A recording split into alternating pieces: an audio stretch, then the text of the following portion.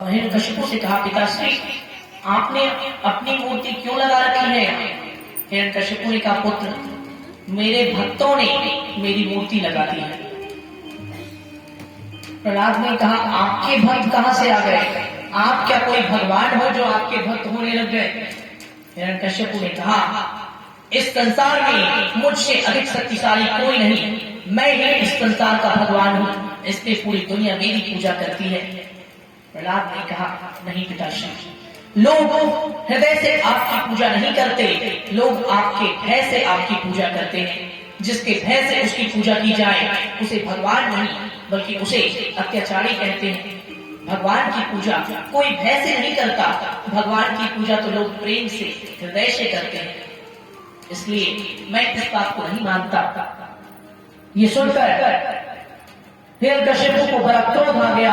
लगता है उस दुष्ट नारद ने तुम्हारी मति को भ्रष्ट कर दिया है। मैं अभी असुर गुरु शुक्राचार्य को बुलाकर तुम्हें असुरों के आश्रम में भेजता हूँ, जिससे कि तुम्हें ये बताया जाए कि वास्तविक भगवान कौन है और असुरों के बालक को कैसा होना चाहिए। शुक्राचार्य आते हैं और प्रहलाद को लेकर अपने आश्रम में चले जाते हैं। शुक्राचार्य प्रहलाद को आसुरी संस्कार सिखाना चाहते थे, लेकिन प्रहलाद तो देव संस्कार से संपन्न भगवान का भक्त बन चुका था। कहते हैं शुक्राचार्य के बार बार सिखाने के बाद भी असुर कुल का रंग प्रहलाद पर नहीं चढ़ा।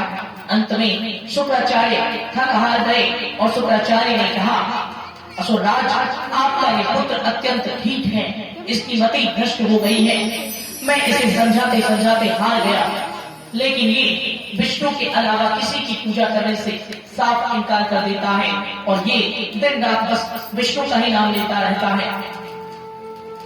हिरण्यकशिपु ने प्रहलाद को बुलाया, क्या तुम्हें अपने प्राणों के जाने का भय नहीं है? जीवन से मोह नहीं रहा? मैं तुम्हारा पिता हूँ, इसलिए तुम्हें अंतिम चेतावनी देता हूँ। आज जब पूरी दुनिया ने मुझे भगवान मान लिया है, तो तुम मेरे अपने रक्त होकर मुझे भगवान मानने से इनकार क्यों कर रहे हो? प्रहलाद ने कहा, पिताश्री आप भगवान हैं, लेकिन केवल मेरे सारे संसार के लिए नहीं। सारे संसार का भगवान कौन है? प्रहलाद ने कहा, जो जगत का पिता है वही सारे संसार का भगवान है। इस संसार की अंतिम शक्ति भगवान श्री हरि विष्णु है और उनके अतिरिक्त किसी और को भगवान नहीं कहा जा सकता। वही जगत के कण कण में अलग अलग रूपों में व्याप्त है। हिरण्यकशिपु ने अपने